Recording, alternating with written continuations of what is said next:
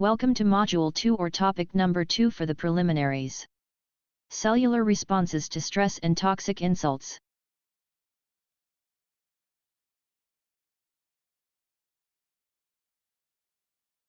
To summarize all that will be shown in this presentation. Our body is in a state of balance or homeostasis. Anything can disrupt that balance. For example, stress. And stress can be caused by anything. Once that balance has been disrupted, the body will adapt, or adjust to the changes that is happening. For example, if you constantly expose to friction a certain part of the body, eventually that area will thicken, a cellular adaptation known as hyperplasia. Look at the callus that formed on one of your fingers, where the pen rests as you write. If for example the body is unable to adapt, cellular injury will occur. If the injury is mild, it will be a reversible injury. If the injury is severe, that could lead to an irreversible injury, which are of two types. Necrosis, which is always pathological or abnormal, and apoptosis, which can either be pathological or still be physiological. Both types of irreversible injury is called cell death.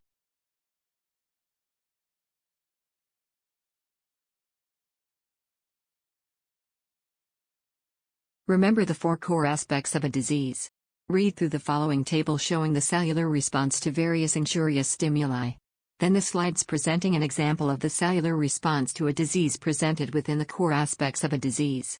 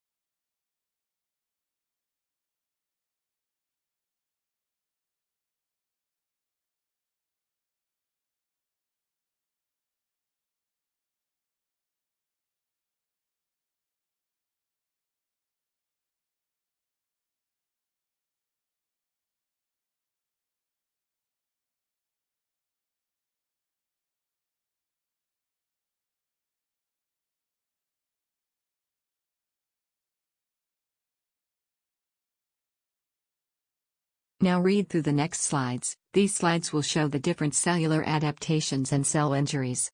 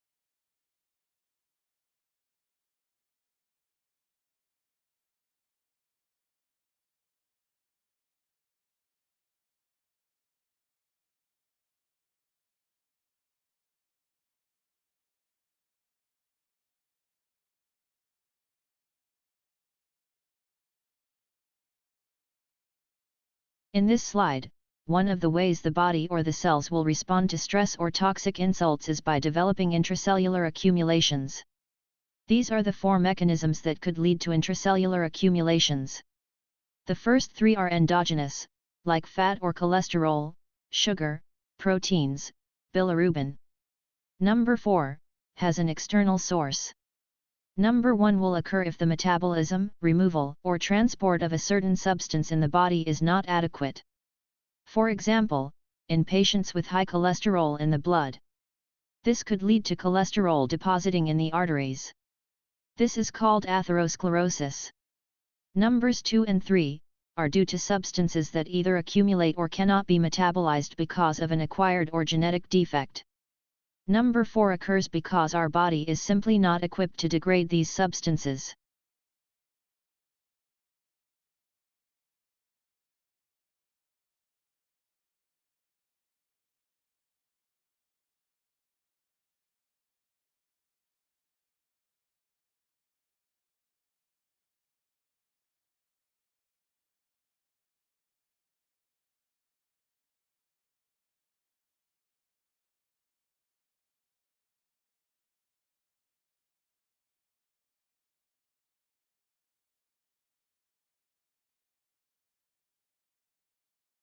Another way the body can respond is by having pathologic calcifications. These occur when there is tissue injury. There are two types. Dystrophic calcification, which is commonly seen in long-term tissue injury. Metastatic calcification, which occurs among patients with abnormally high levels of calcium in the blood. Calcium is extracellular. Cell injury can lead to the disruption of the cell membrane, resulting to an influx of extracellular calcium into the cell.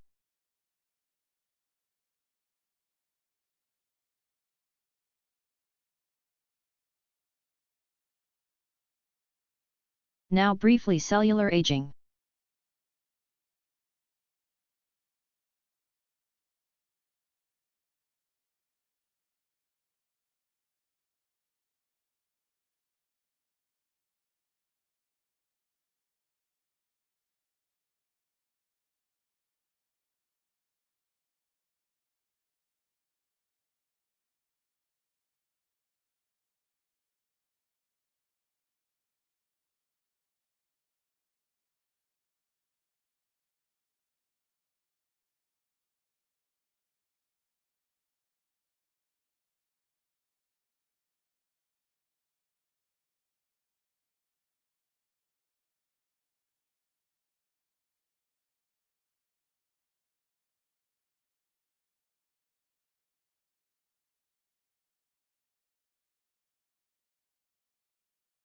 There are two disorders that are characterized by premature cellular aging.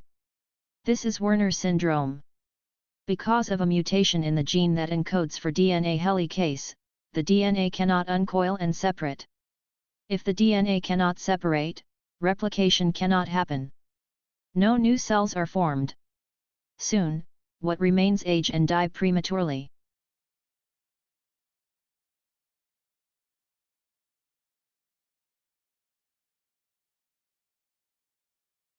This is Hutchinson-Gilford progeria syndrome, or simply progeria syndrome. There is also premature aging of the cells, but unlike Werner syndrome, the premature cellular aging and death occurs because of the mutated gene lamin A, which is theorized to help stabilize the nucleus of the cell. If the nucleus is unstable, there would be no replication, no new cells. What remains? Age prematurely and dies prematurely.